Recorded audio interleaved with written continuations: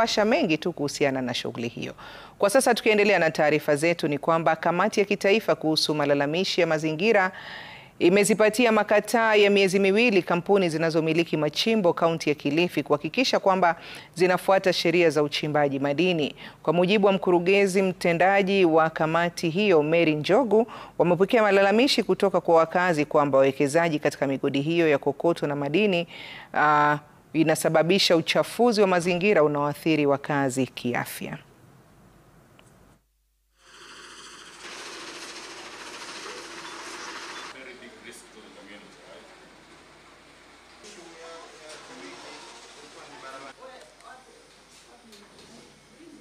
Tumeona ya kwamba kuna athari nyingi za kelele na pia uchafuzi wa hewa, na tumezungumza na wenye kichimbo hiki na tumekubaliana kwamba ni sharti wafuate sheria, wapate license ambazo zinahitajika ili waweze kuendelea na kazi yao.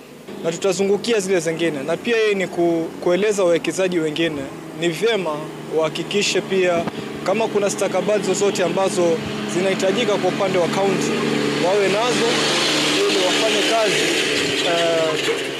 wakiwa na sheria zote zikiwa zimefuatilizwa.